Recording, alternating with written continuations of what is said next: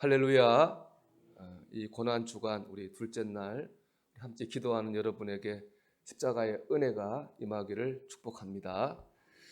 어떤 사람이 실수로 아찔한 절벽에서 그만 떨어졌습니다.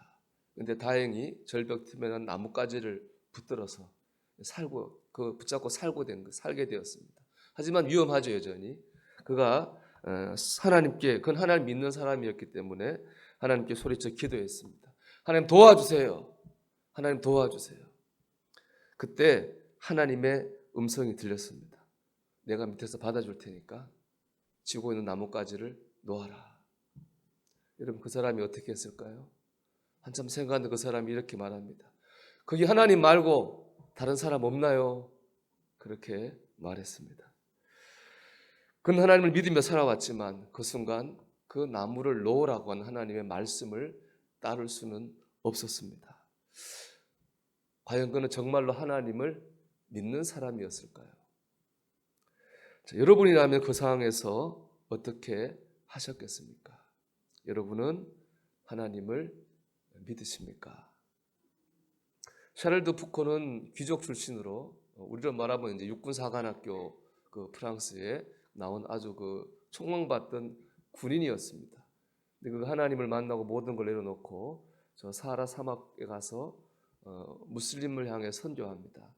그는 사하라의 성자로 불릴 정도로 존경을 받았지만은 1차 세계대전 때 휘말려서 목숨을 잃게 됩니다. 참 귀한 분인데 그가 남긴 유명한 말이 있습니다. 하나님을 믿는 사람에게 가장 어려운 것은 하나님을 믿는 것이다 라는 말을 그가 했습니다. 아까 그 나무를 붙잡고 있는 그런 상황이겠죠. 정말 하나님 믿어야 될 순간에 믿지 못하는 그런 모습을 얘기한 것입니다. 여러분, 진심으로 하나님을 믿으십니까? 오늘 본문은 우리에게 이 질문을 던지고 있습니다. 오늘처럼 화요일이죠. 아침 이른 시간에 주님이 예루살렘 성으로 들어가셨습니다. 이제 시장하시니까 뭘 드셔야 되겠는데 저기 보니까 무화과 나무가 있어요. 잎이 아주 무성합니다. 열매가 있을 것 같아요. 근데 정작 가봤더니 잎은 무성한데 열매는 없습니다. 주님께서 그 무화과 나무를 다시는 열매 맺지 못할 것이다 라고 저주하셨습니다. 무화과 나무가 상징하는 것은 이스라엘 민족입니다. 잎은 경건의 모양입니다. 열매는 경건의 능력입니다. 잎은 무성합니다. 경건의 모습은 있어요. 겉으로 볼 때는 아주 믿음이 있어 보여요. 그렇지만 정작 그 삶 가운데에는 경건의 능력이 보이지 않는 겁니다. 여러분, 주님께서 우리에게 찾으신 것은 경건의 모양이 아니라 경건의 능력입니다. 겉으로 드러나는 종교적인 모습이 아니라 일상생활 속에서 녹아나는 그리스도인다운 삶의 모습을 주님이 찾으십니다. 우리의 삶에서 경건의 능력이 나타나야 됩니다. 경건의 능력은 참 믿음입니다.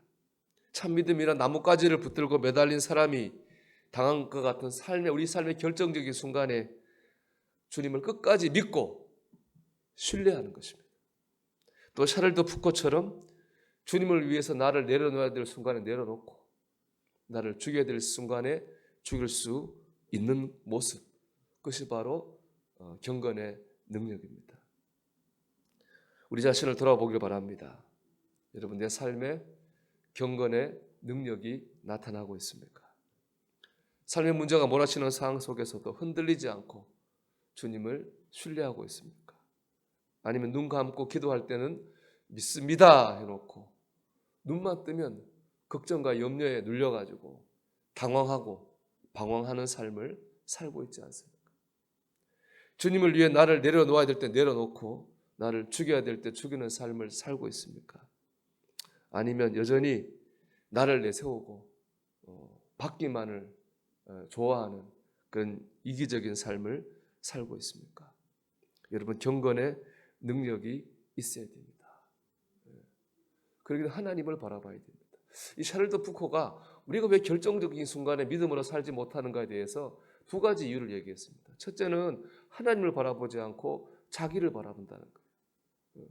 아니 연약하고 내가 어려운 순간에 나를 바라보면 어떻게 되겠습니까? 한숨밖에 쉴 일이 더 있겠습니까? 두 번째 이유는 뭐냐? 하나님을 바라보지 않고 상황만 바라본다는 거예요. 그 상황만 바라보면 옳으냐 그러냐 따집니다. 여기서 내가 어떻게 하는 게 도움이 되느냐 안 되느냐만 따지는 거예요.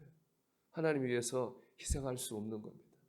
결국에 한마디로 말하면 자기를 바라보고 상황을 바라보지 하나님을 바라보지 않기 때문에 우리가 정말로 믿음으로 살아야 될 순간에 믿음으로 살지 못한다는 거죠.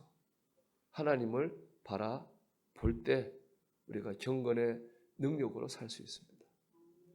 히브리서 11장 6절은 하나님을 바라보는 것에 대해서 두 가지로 말씀합니다. 우리 같이 읽어보겠습니다. 믿음이 없이는 하나님을 기쁘시게 하지 못하나니 하나님께 나아가는 자는 반드시 그가 계신 것과 또한 그가 자기를 찾는 자들에게 상 주시는 이심을 믿어야 할지니라. 두 가지죠. 첫 번째는 뭡니까? 하나님께서 반드시 계신 것을 반드시 믿어야 됩니다. 두렵고 괴롭고 힘들 때에 하나님은 반드시 나와 함께 하신다고 하는 사실을 반드시 바라보아야 됩니다.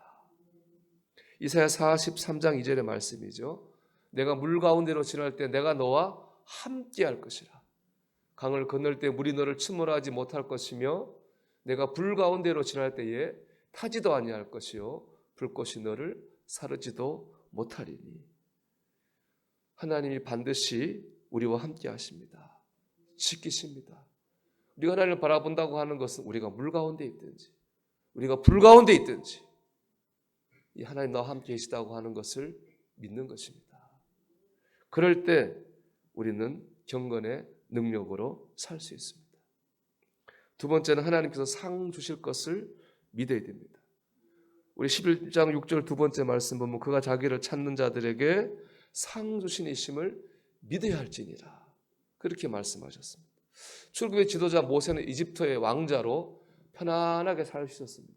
근데 그는 그 편안한 삶을 버리고 하나님의 사명 감당하면서 고난받는 길을 선택했습니다. 그 이유에 대해서 히브리서 11장 26절 이렇게 말씀합니다.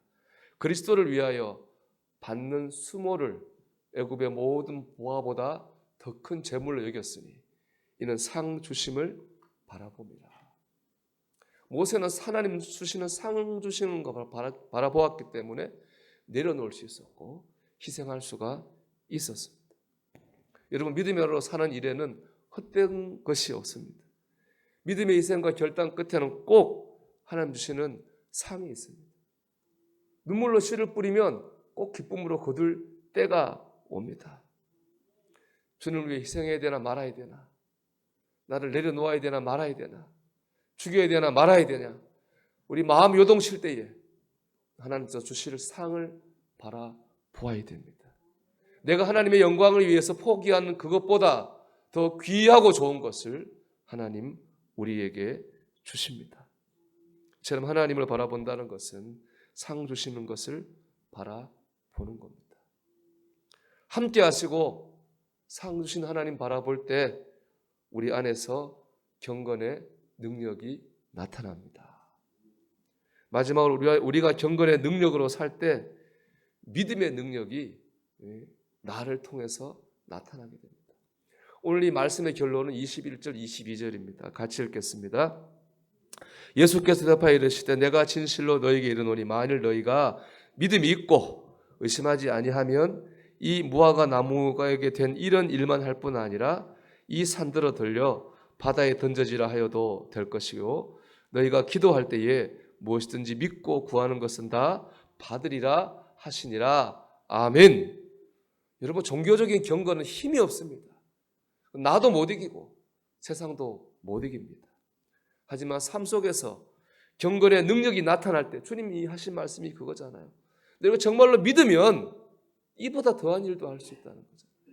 우리 안에 삶의 경건의 능력이 나타날 때에 나도 이기고 세상도 이기고 문제도 이기고 마귀도 이깁니다.